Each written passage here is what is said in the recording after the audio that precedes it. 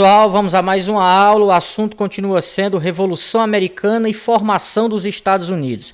Na aula anterior, a gente entendeu como se deu a colonização inglesa no norte do continente americano, quais as circunstâncias que levam os colonos a se rebelarem contra a coroa inglesa e como começa a guerra, e falamos lendo e pontuando alguns trechos sobre um importante documento da história do mundo ocidental moderno, que é a Declaração de Independência dos Estados Unidos. E hoje nós vamos falar sobre a formação dos Estados Unidos da América em si. E a formação de um país começa em torno da criação de uma carta constitucional. Então o assunto hoje inicial é a Constituição dos Estados Unidos. Por que esse documento é tão importante até hoje? Porque ele é o documento fundador não só do primeiro país livre do continente americano, como é um documento influenciado pelo movimento iluminista, que vai produzir a primeira república federativa com a tripartição de poderes e aplicando o conceito de cidadania do mundo ocidental. Então, vamos começar por esse documento tão importante. A Constituição dos Estados Unidos é promulgada em 1787, fruto de um intenso debate realizado a partir da reunião de congressistas dos Estados Unidos, que produzem esse documento, que vai entrar para a história por ser pioneiro e por trazer, como eu disse, uma proposta profundamente ousada para a época, uma proposta de liberdades individuais, uma proposta de igualdade. Vamos pegar aqui um trecho dessa Constituição, um trecho que já está lá no seu preâmbulo, no seu início, que diz assim: nós, o povo dos Estados Unidos, a fim de formar uma união mais perfeita, estabelecer a justiça, garantir a tranquilidade interna, promover a defesa comum, o bem-estar geral e assegurar os benefícios da liberdade para nós e para os nossos descendentes, promulgamos e estabelecemos a Constituição para os Estados Unidos da América. Observe que eu marquei a palavra povo, gente. Isso é profundamente inovador. O conceito de povo como protagonista, o conceito de povo como aquele que escolhe o governo e tem o direito de tirá-lo de lá caso o governo não esteja correspondendo às suas expectativas.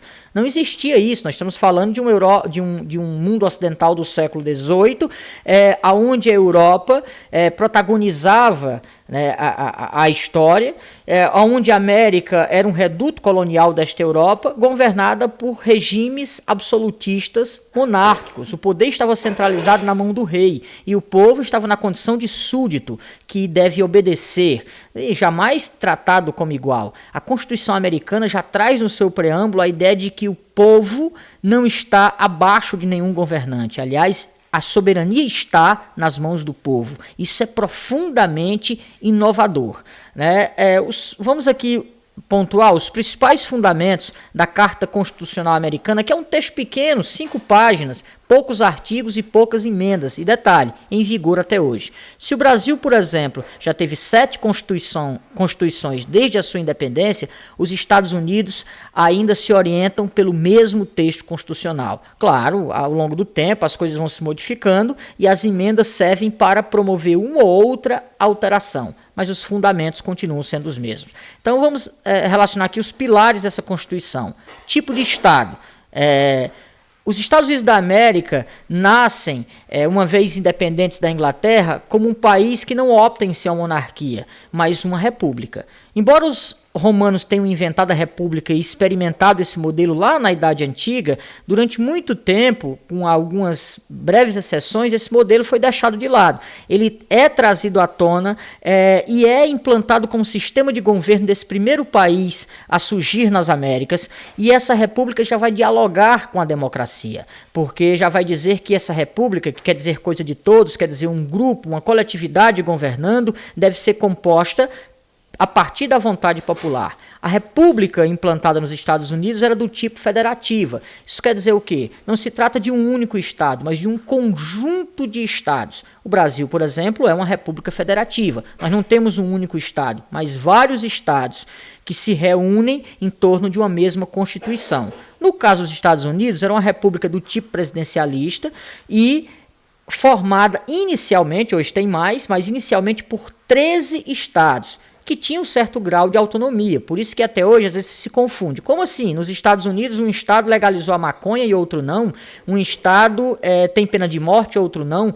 Um estado permite o casamento homoafetivo e outro não, porque os estados, repito, são autônomos e podem criar leis desde que essas leis não firam a Carta Magna, ou seja, a Constituição, ok? Outro elemento importante é a cidadania. Vejam, a Constituição americana propõe a conversão do súdito no cidadão. Súdito é inferior, está abaixo do rei, está abaixo dos nobres. Súdito não tem direito, tem deveres. O súdito, ele aprende desde cedo que é preciso obedecer ao rei. Cidadão é diferente. O cidadão, desde cedo, é preparado para ser ativo na sociedade. Ele não está abaixo de ninguém. Os governantes são eles próprios também cidadão. O cidadão tem direitos, tem deveres e direitos. Entre esses direitos está, por exemplo, os direitos políticos, o de votar e ser votado. Estão os direitos civis, a garantia de liberdades individuais, por exemplo. O direito de dizer o que pensa, de se manifestar, de ir e vir e etc. Então, a palavra cidadania, que é criada lá pelos gregos com suas restrições, volta com muita força no discurso iluminista e é aplicada no contexto da história moderna, inicialmente nos Estados Unidos e logo em seguida a partir da Revolução Francesa. Outro elemento importante é a tripartição dos poderes. Lembram do filósofo Montesquieu, um filósofo francês, que dizia, se opondo às monarquias absolutismo, não a monarquia, mas o absolutismo dos reis, ele dizia que o governo ideal é o governo justo, e o governo justo, o governo ideal é aquele que não concentra poderes. Ele dizia que os regimes absolutistas concentravam todo o poder nas mãos do rei, e quanto mais concentrado era o poder, mais tirano era aquele que detinha esse poder, mais autoritário era aquele que detinha esse poder. Então era preciso dividir o poder em três, né? O Estado tem três elementos, executivo, legislativo e judiciário. Nas monarquias absolutistas, isso estava concentrado na mão do rei. Ele era o executivo, executava, administrava. O rei era o legislativo, ele criava as leis. O rei era o judiciário, ele aplicava, ele julgava. Os Estados Unidos criam um sistema onde esses três poderes que constituem o Estado são divididos, são separados, são autônomos, mas ao mesmo tempo consonantes, governam juntos, colaboram um com o outro, fiscalizam um ao outro. Por exemplo, o presidente dos Estados Unidos era o responsável pela administração, já ele, por aplicar as leis que ele não fazia, leis que eram feitas, criadas pelo Congresso, pelo equivalente aos nossos deputados e senadores aqui. E o judiciário tinha a função de fazer valer essas leis e garantir que a Constituição não fosse infringida. Ok? Então, esses são os três fundamentos principais da Constituição. Uma curiosidade aqui, a Estátua da Liberdade, que hoje é um símbolo turístico, um ponto turístico dos Estados Unidos, fica em Nova York, ela foi um presente da França durante o aniversário, por ocasião do aniversário de 100 anos da independência dos Estados Unidos. E a curiosidade aqui é que a Estátua da Liberdade, ela, aqui nesse livro que ela segura, está escrito 4 de julho de 1776, que é a data de independência dos Estados Unidos, e aqui na mão a estátua da Liberdade carrega uma tocha, que simboliza, que é uma homenagem, uma referência ao movimento iluminista, né? A ideia é preciso iluminar o mundo, e a Revolução Americana, de certa forma, teve esse aspecto, né? É uma experiência prática, ela põe em prática as ideias iluministas. Bom, gente, vocês perceberam que a palavra liberdade é muito presente, tanto na Declaração de Independência, como no texto constitucional, na Constituição dos Estados Unidos. Mas liberdade para quem? Para todos? Olha essa pintura, olha essa imagem. Você vê como protagonista quem? Homens brancos. Pois é, mas os Estados Unidos não era feito só de homens brancos livres. E as mulheres, os negros, os indígenas entraram nessa conta? Essa liberdade, esses direitos foram garantidos a essa população? Será se foram? Essa é uma pergunta importante. E a resposta é não. Na verdade, esses grupos lutam até hoje para garantir que o texto constitucional seja amplamente aplicado a todos os norte-americanos, né? Então, vamos falar um pouquinho aqui sobre a luta por direitos nos Estados Unidos. Vamos começar pelos indígenas, os verdadeiros os donos do lugar originais. Observe o mapa dos Estados Unidos hoje. Cada cor dessa significa uma área, uma nação indígena. Cada nomezinho desse significa uma tribo. Nós tínhamos dezenas de povos diferentes ocupando todo o território do que é hoje os Estados Unidos quando os ingleses aqui chegaram. Esses povos foram dizimados, esses povos foram destruídos. Observe esse outro mapa aqui. Você vê já inicialmente aqui ocupado por povos indígenas, agora aqui você tem os ingleses ocupando a porção leste, os franceses ocupando a porção central e os espanhóis ocupando a porção oeste do que é hoje os Estados Unidos. Isso vai gerar um verdadeiro genocídio, né, dos povos originais. Então os índios até hoje lutam por direitos e muitos desses direitos ainda são negados, né? A Constituição não consegue ainda alcançar na sua plenitude os nativos, os povos originais do que é hoje os Estados Unidos. Vou falar um pouquinho aqui sobre as mulheres. Quando a Constituição americana foi colocada em prática, ela falava sobre soberania do povo, o governo a partir do povo. Mas quem era o povo, né? Embora elas fossem a metade da população, as mulheres não eram vistas como cidadãs, não era garantido a elas o direito de participação política, o direito do voto, por exemplo. Esse direito veio depois de muita luta, mais de 100 anos depois da independência dos Estados Unidos. Mais precisamente em 1920, depois de muitas manifestações, prisões, atos de violência, vai se conquistar o direito do voto feminino nos Estados Unidos. Repito, apenas a independência se dá em 1776, a Constituição é criada em 1787 e só em 1920 as mulheres passam a ter o direito de votar. Eu estou falando de mulheres brancas, porque as mulheres negras vão continuar sem esse direito. Falando em negros, vamos falar dessa parte importante da população estadunidense que até hoje precisa lutar e muito para ter os direitos propostos pela Declaração de Independência e pela Carta Constitucional garantidos. Vejam, a independência, a Declaração de Independência, criada por Thomas Jefferson, falava em direitos iguais, em homens criados iguais. Mas ele próprio, Thomas Jefferson, embora se declarasse um abolicionista, era um proprietário de escravos. Então esses homens iguais não se aplicavam aos escravos, aos negros africanos. O fim da escravidão nos Estados Unidos só iria chegar quase um século depois, pelas mãos desse rapaz, Abraham Lincoln, que governou os Estados Unidos de 1861 a 1865. Foi um dos presidentes mais icônicos da história norte-americana. Lincoln vai conseguir fazer aprovar a 13ª emenda, que é a lei que altera a Constituição e põe fim à escravidão. Mas não veio de graça, amigo. Os Estados Unidos até hoje é um país profundamente racista e o era mais ainda naquela época. Isso vai custar uma guerra de quase 5 anos de americanos contra americanos. O sul escravista, que se utilizava desde sempre da mão de obra escrava, contra o norte, que, embora também eram, na sua imensa maioria, racistas, mas desde muito cedo, desde sua origem, não utilizavam a mão de obra escrava e que, portanto, o maior número de abolicionistas estava no norte, estava nos estados do centro. Então, há uma guerra de americanos contra americanos, o norte, vai vencer o sul, Lincoln vai conseguir fazer passar no Congresso a 13ª emenda, e isso vai lhe custar a vida, gente. Lincoln foi assassinado em 1865 por um partidário, por alguém que era contra e que representava os interesses do Sul, que havia sido derrotado. Então a luta de Lincoln pelo fim da escravidão nos Estados Unidos lhe custou a vida. O fato é que essa liberdade veio, a escravidão chegou ao fim, mas isso não significou dias melhores para os negros. Eles precisaram ter que lutar e muito em uns Estados Unidos que coloca no papel o seu racismo. Havia muitas leis nos Estados Unidos que eram segregacionistas, ou seja, separavam brancos de pretos. Havia banheiro de branco, em muitas regiões, em muitos estados havia banheiro de branco, banheiro de preto. Havia bairro de branco, bairro de preto. No ônibus havia lado e assentos de branco e lado e assentos de preto. eram literalmente, por lei, um país dividido. Então, a organização dos negros americanos, ao longo do tempo, foi se fazendo necessária para que alguns desses direitos fossem garantidos. Eu trouxe, antes de falar um pouco sobre essa luta, eu queria mostrar o trailer de um filme muito bacana chamado Lincoln.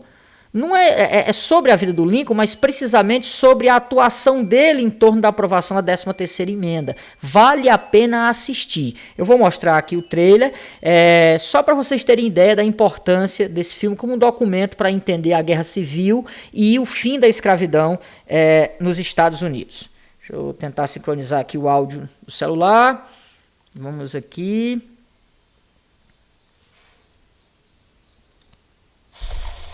Bombardment of the largest fleet the Navy has ever assembled.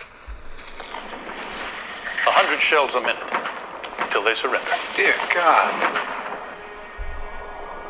Mr. Lincoln, I hate them all. I do. I am a prejudiced man. Congress must never declare equal those whom God created unequal. You're going to try to pass the amendment to abolish slavery. No one's loved as much as you by the people. Don't waste that power. Come February the 1st, I intend to sign the 13th Amendment. A fight like this is to the death. Those Southern men are coming to propose peace. Abolishing slavery settles the fate for the millions now in bondage. And unborn millions to come. It's either the amendment or this Confederate peace. You cannot have both. Slavery, sir. It's done. Even if every Republican votes yes, would still be 20 votes short. Only 20? Slavery is the only insult to natural law. Even worthless, unworthy you ought to be treated equally before the law. These votes must be procured. Congressman, come cheap, few $1,000 and buy all you need. We can't buy the votes. See what you can do. Think of all the boys who die if you don't make peace. I can't end this war until we cure ourselves of slavery. This amendment is that cure. We need 2 yeses. Get the hell out of here and get them. But how? I am the President of the United States, clothed in immense power. You will procure me these votes.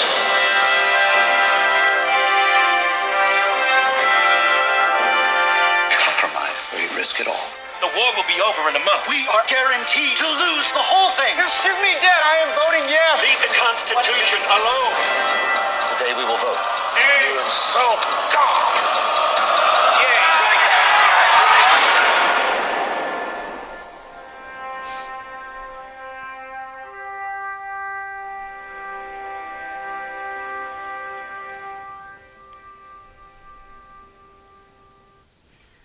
Ok, isso é só o trailer, repito, de um filme muito bacana que eu acho que todos deveriam assistir para a gente entender melhor esse assunto.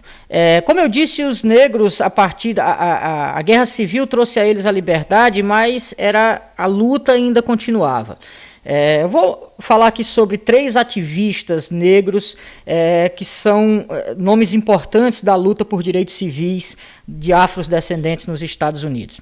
Começar aqui por Rosa Parks. Rosa Parks ganhou notoriedade quando, certa vez, ao entrar no ônibus, sentou nos assentos reservados para negros e, mesmo sendo seu direito, quando brancos entraram no ônibus e o motorista vendo que estavam de pé, ele pede para que ela se levante do assento, mesmo sendo destinado a negros, para brancos. Ela simplesmente se recusa, ela disse não. Todos sabiam o que significavam. Outros 3 negros se levantaram, porque sabiam que não adiantava comprar aquela briga. Rosa, movida por uma força, né, que ela disse que o corpo dela foi tomado por uma força que ela desconhecia, ela disse, eu não vou levantar, eu não tenho por que levantar. Isso é errado, isso é injusto. Ela acabou sendo presa, mas isso a transformou num símbolo. E a partir da experiência de Rosa, que na verdade não foi a primeira nem foi a única, muitas dessas histórias aconteciam o tempo todo nos Estados Unidos, acabou ganhando notoriedade e acabou potencializando e organizando os movimentos da luta por direitos de afrodescendentes nos Estados Unidos. que ilustra a cena dela no ônibus, né, acabou sendo presa por isso. Outro nome importante dessa luta é o pastor Martin Luther King. Martin Luther King vai encabeçar uma luta pelos direitos. Ele tem um discurso famoso dele que você encontra no YouTube, né? I have dreams, acho que o nome em inglês, meu inglês não é muito bom, é mais ou menos assim, quer dizer, eu tive um sonho, onde ele fala, eu tenho um sonho que a Constituição será cumprida, que brancos e negros conviverão desfrutando de direitos iguais, que não haja mais essa divisão, que todos, de todas as religiões, de todas as raças, consigam viver nessa nação como iguais. Martin Luther King vai conseguir mobilizar multidões, sempre de forma pacífica. Ele entendia que era preciso estabelecer uma luta pacífica, que era preciso não se utilizar da violência para obter resultados. Tem um filme muito bacana chamado Selma. Selma é o lugar de onde ele parte com uma grande marcha em direção a Washington, a capital dos Estados Unidos, que vai reunir milhares de pessoas, onde ele vai fazer o discurso histórico que eu acabei de citar e que você vê aí na imagem. Martin Luther King pagou com a vida por essa luta. Ele foi assassinado em 1968 aos 39 anos de idade, né? Repito, por encabeçar a luta por direitos iguais, o que mostra como os Estados Unidos era e ainda é profundamente racista, né? Aqui você tem essa cena bem reproduzida no filme Selma, onde eles fazem a marcha em direção a Washington. Outro nome importante dessa luta é Malcolm X, Malcolm X. Malcolm X a religião dele era o islamismo, e ele se torna um importante líder pelos direitos civis dos negros dos Estados Unidos, e diferente do Martin Luther King, ele dizia o seguinte: o negro tem que resistir, o negro norte-americano tem que resistir a toda a opressão, a toda a desigualdade que ele enfrenta, por todos os meios, inclusive os meios violentos, porque se os brancos se utilizam de violência para com os negros têm o mesmo direito. Então Martin Luther King defendia uma luta 100% pacífica, mesmo diante da violência era preciso não se utilizar da mesma. Já Malcolm X diz o seguinte: não, pacífica quando for possível, mas se o negro norte-americano tiver que pegar em armas, ele vai pegar em armas porque é preciso resistir. Malcolm X também vai ser assassinado em 1965, paga com a própria vida aos 40 anos de idade, mas vai inspirar diversos movimentos, entre eles o movimento dos Panteras Negras, que foi um movimento clássico nos Estados Unidos, que era um partido, na verdade, que defendia os direitos, e defendia os direitos na base da porrada, se fosse preciso. Então, baseado em ideias como as de Malcolm X, o movimento Panteras Negras tinha uma luta radical pelos direitos civis da população afrodescendente. É aquela história: se for na paz, que assim seja, mas se tivermos que pegar em armas, se tivermos que se utilizar da violência, assim o faremos, né? Então, esses nomes aqui que eu citei muito rapidamente, mas que vale o aprofundamento de vocês, são alguns dos muitos nomes que lutam, né, historicamente pelos direitos da população afrodescendente nos Estados Unidos. Essa cena clássica, vocês já devem ter visto essa foto, em alguns livros de história ela está presente. Isso aconteceu nos Jogos do México de 1968, Jogos Olímpicos, quando os atletas Tommy Smith e John Carlos, atletas norte-americanos que haviam vencido primeiro e terceiro lugar os 200 metros rasos, que é uma prova tradicional, né, do atletismo, ergueram o punho com essa luva preta. Isso era o símbolo dos Panteras Negras. Então esse símbolo era conhecido e era um gesto político, e por isso eles acabaram banidos dos Jogos Olímpicos e tiveram suas carreiras altamente prejudicadas. Quando eles voltaram para os Estados Unidos, a sua carreira foi interrompida. Estou falando de um campeão olímpico. Por quê? Porque se manifestou contrário, isso é claramente uma perseguição, um ato de censura, por terem se manifestado contrário ao racismo nos Estados Unidos. Outro movimento importante que surge, se eu não me engano, acho que em 2013, é o Black Lives Matter, que é Vidas Negras Importam, fundado por 3 mulheres nos Estados Unidos, que se opõem até hoje à violência policial contra negros nos Estados Unidos, que é um problema crônico por lá, e que agora, recentemente, todos nós fomos atingidos por esse assunto, mesmo que indiretamente. Quem não viu falar, por exemplo, em George Floyd, né?